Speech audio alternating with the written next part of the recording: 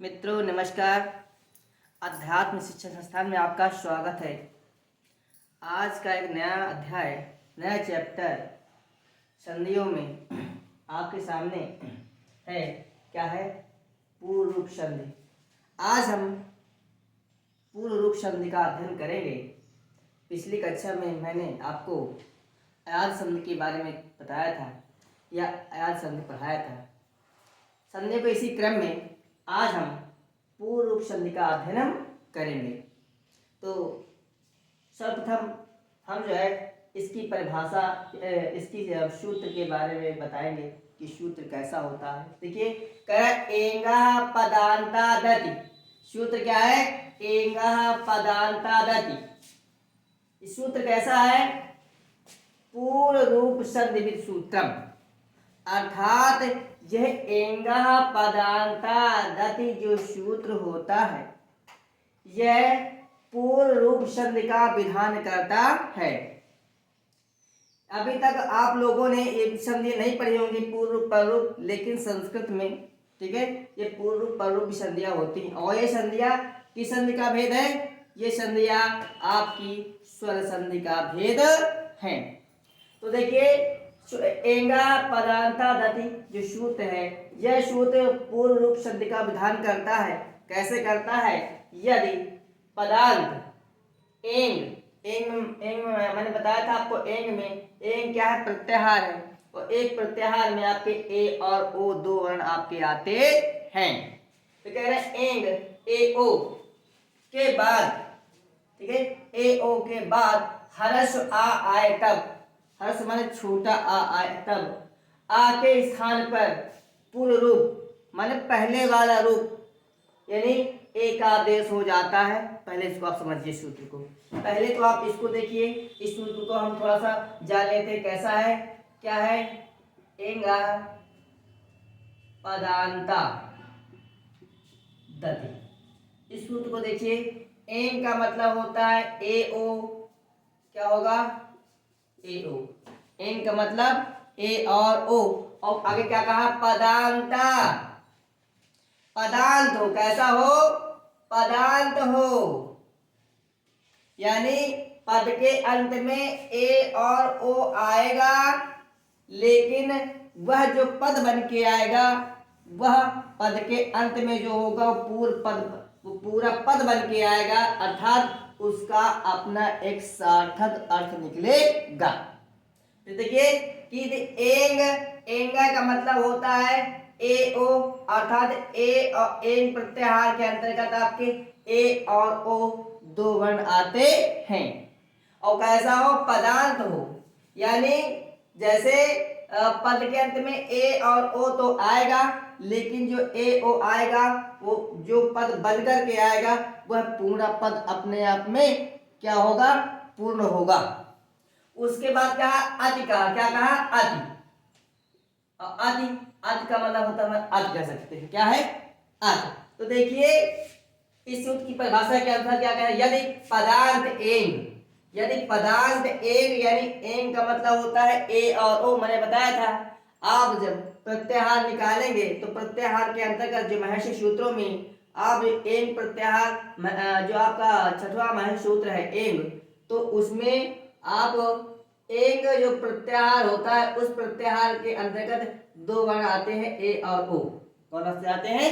ए और ओ। वही कह रहा है कि यदि पदांत कैसा हो? पदांत हो, ए और ओ हो, और उसके बाद हरस आ हो, उसके बाद हरस आ हो। हरस आ कैसे बचेगा? हरंतम से हो जाएगी, हरंतम से व्यंजन की इत संज्ञा होती है और तस् से लोप हो जाता है। शेष क्या बचता है? हमारा आशेष बचता है। वही कहा कि यदि हरस आ आए तब आ के स्थान पर, तब इस आ के स्थान पर पूर्व रूप, पूर्व रूप मतलब होता है आपका यही रूप बनेंगे, यही रूप बनेंगे, और इसके स्थान पर आपका अवग्रह का चिन्ह लग जाएगा। यानी आप अगर कोई शब्द लिख रहे हैं, तो जो आप अगर ये आज शब्द है, कभी भी किस शब्द के मध्य में आता नहीं है, और आता है तो यह लौकिक संसार में प्रस्तुत नहीं होगा, यानी उसका प्रयोग नहीं होता। जैसे अगर हम कहें, अगर अगर इसको हम लिख दें राम अवतार, तो देखिए यह देखने में थोड़ा सा अजीब लग रहा है। राम अवतार इस प्रकार से नहीं होगा, क्योंकि जो स्वर आपके होते हैं, जो स्वर आपके होते हैं, अगर कोई वाक्य लिखा जाता है, उन वाक्यों में वह स्वर स्वतंत्र रूप से बीच में नहीं आते हैं, अर्थात वह किसी न किसी व्यंजन के रूप में या व्यंजन के साथ में लिख करके आते हैं। उसी प्रकार से ये रामावतार क्या है, गलत है। इसका शुद्ध रूप हम क्या कर सकते हैं, इसमें संधि करके इस प्रकार से हम लिख सकते हैं रामावतार, ठीक है। या जैसे कि हम लिख सकते हैं हरे आओ। हम हरे आओ इस प्रकार से लिखेंगे तो हमारा गलत माना जाएगा, क्योंकि लौकिक संस्कृत ये आपको इजाजत नहीं देता है ऐसा लिखने के लिए। अगर आपको हरे आओ लिख के आएगा तो हरे आओ इस प्रकार से बन के आएगा, ठीक है। तो देखिए आगे देखते हैं इसको।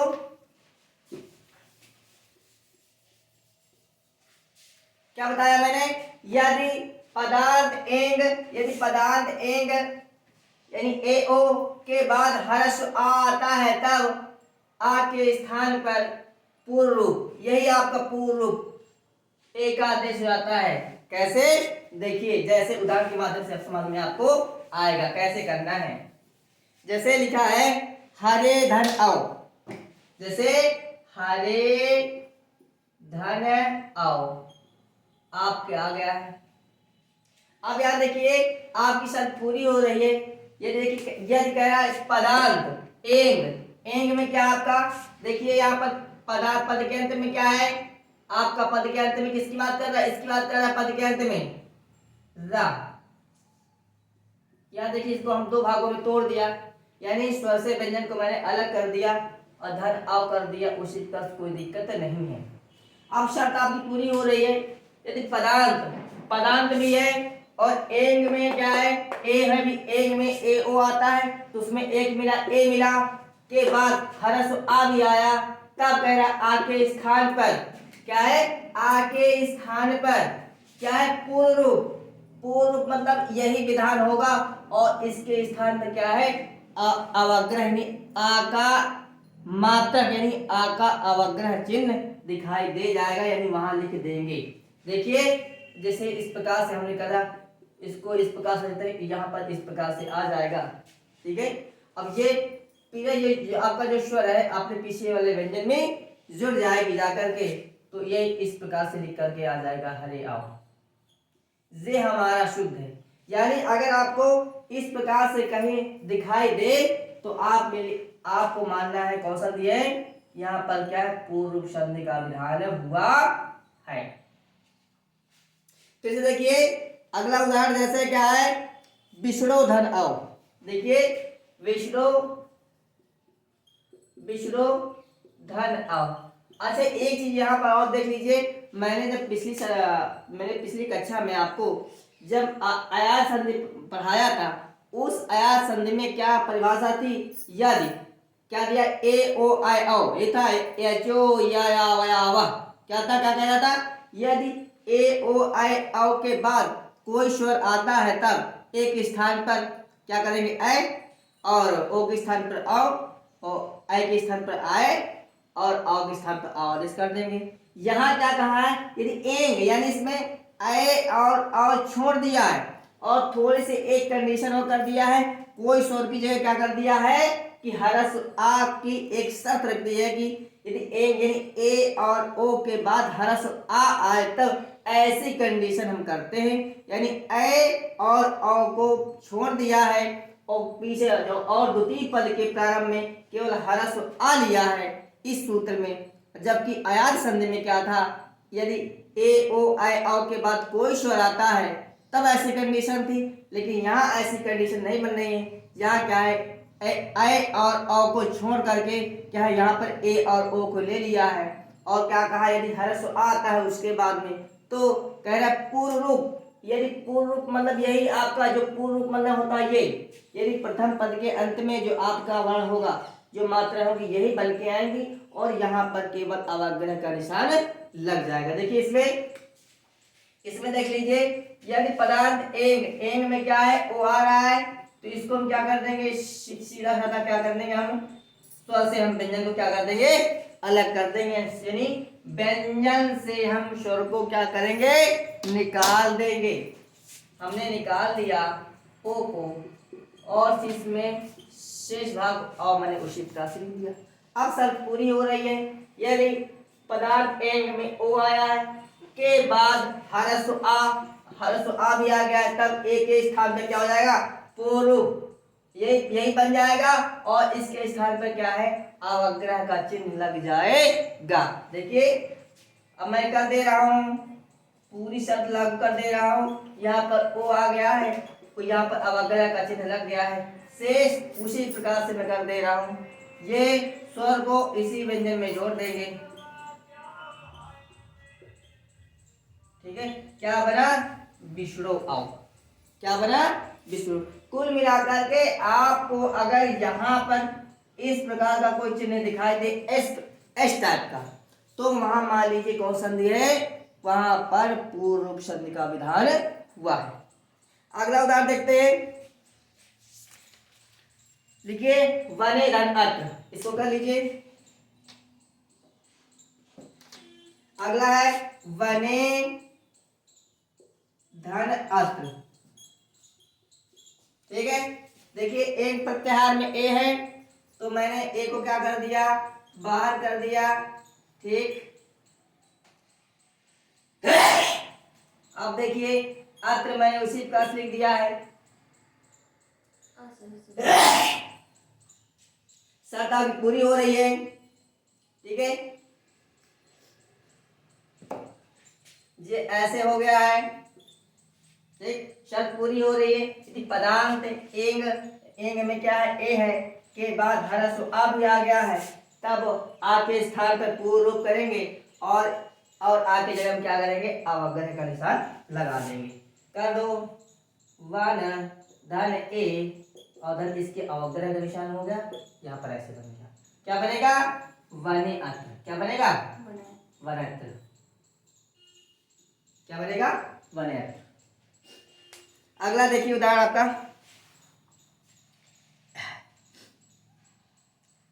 अगला उदाहरण आपके सामने, ते धन आद्य, ते धन आद्य, यहाँ ते धन आद्य, ठीक, नहीं पदार्थ है और ए भी है, ए में क्या है, ए भी है और उसके बाद क्या है, हरस्व आ भी है, तब आ के स्थान पर क्या करेंगे, पूर्व रूप करेंगे और आ की जगह में अवग्रह का निशान लगा देंगे। देखिए हमने क्या किया, इससे हम थोड़ा सा आपको जानकारी के लिए हम ए बाहर कर दिया, एंग में क्या है आपका, एंग में ए है, शर्त पूरी हो रही है तो क्या करेंगे, इसके स्थान पे क्या करेंगे, अवग्रह का निशान लगा देंगे इसकी जगह पर ऐसे, ठीक है। और ये एक ही मात्रा ता में जुड़ जाएगी तो क्या बनेगा, ते आते। यानी जो आपका इस जैसा निशान बना हुआ है या फाज जैसा निशान बना हुआ है, ये यहाँ ये डिनोट करता है कि यहाँ पर आ आपका किसी न किसी रूप में आ यहाँ पर विद्यमान है, हरस्व आ यहाँ पर विद्यमान है, ठीक है। अगला उदाहरण देखते हैं, को धन अप, को धन अप, को धन अप। देखिए का से क्या करेंगे, हम स्वर को मैं अलग कर दूंगा, तो का से जब स्वर को निकालूंगा बाहर तो कौन सा स्वर आएगा, आपका ओ स्वर आ जाएगा, शेष अब भाग को मैं उसी प्रकार से लिख दूंगा, ठीक। अब देखिए शर्त पूरी हो रही है, एंग में क्या है, ओ है, उसके बाद हरस्व आ भी है, तो आ के स्थान पे क्या करेंगे, पूर्व रूप कर देंगे और पूर्व रूप के लिए हम क्या करते हुए वो ओ की जगह अवग्रह का निशान लगा देंगे। ठीक, अब क्या करेंगे, अब उसको हम जो इसी में जोड़ देंगे, का ओ की मात्रा का में लगा देंगे तो को अब बनेगा। क्या बनेगा? को अब बनेगा। यानी को अब में कौन संधि? पूर्व संधि। तेज में कौन संधि? पूर्व संधि। बिसरो बिसरो आव में कौन संधि? पूर्व संधि। और हरे आव में कौन संधि? पूर्व संधि। वरयात्र में कौन संधि? पूर्व संधि। आगे एक उदाहरण और देख लेते हैं।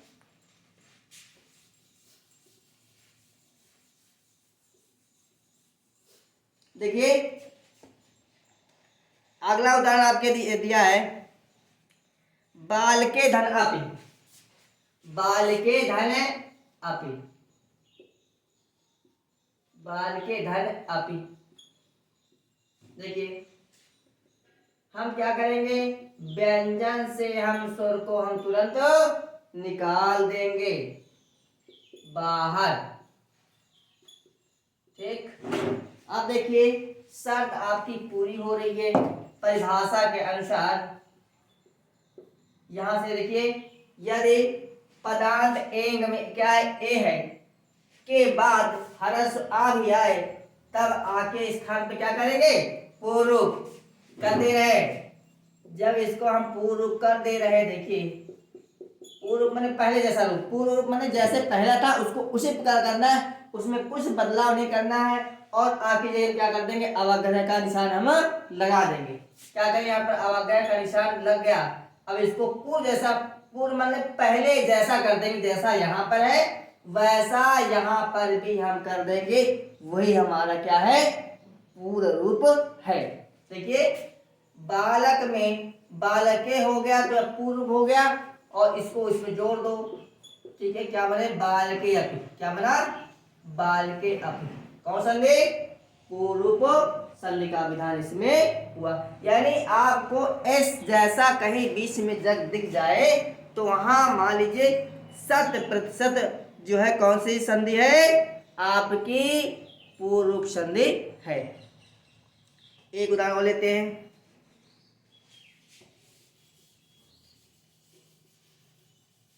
देखिए बालको धन अपि। बालको बालको धन अपि। यहां देखिए हम क्या करेंगे, व्यंजन से हम स्वर को हम अलग कर देंगे तो क्या बचेगा, आपको ओ निकल के आएगा। शेष अविभाग को हम उसी प्रकार से लिख देंगे। अब शर्त पूरी हो रही परिभाषा के अनुसार। यदि पदांग एंग, एंग में क्या है, ओ है, क्या है यहाँ पर ए, और ओ में क्या है, ओ मिल गया है, के बाद हर्ष आ आता है तब आके स्थान पर क्या, वही पूर्व जैसा ये है उसी प्रकार से हम कर देंगे। जैसा ये पूर्व में दिया है उसी प्रकार से हम नीचे ही कर देंगे। और कहां पर करेंगे, हरस आ के स्थान पर। और यहाँ पर क्या करेंगे, अवग्रह का निशान लगा देंगे, एस जैसा निशान हम लगा देंगे।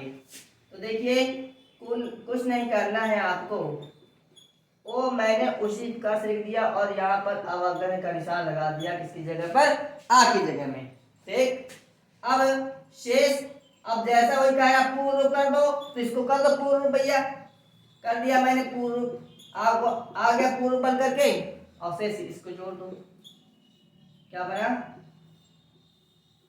ठीक, बालको अपि। यानी अगर आपको इस प्रकार से कहीं दिखाई देता है, ठीक है, तो आपको यहाँ पर इस प्रकार से संधि करनी होगी। यानी बालको अपि में कौन संधि है, पूर्व संधि है। यानी एस जैसा कहीं, यानी यहाँ पर कहीं पर भी आपको एस जैसा निशान दिखाई दे हिंदी या संस्कृत में, तो वहां पर 100% मान लीजिएगा कि वहां पर पूर्व संधि का विधान हुआ है। आशा करता हूं पूर्व संधि आपकी समझ में आ गई होगी। अगर नहीं, आप कुछ दिक्कतें हैं, कुछ परेशानियां हैं, तो आप प्लीज कमेंट के माध्यम से हमें सूचित कीजिएगा। तब तक के लिए अगली क्लास चलाते हैं।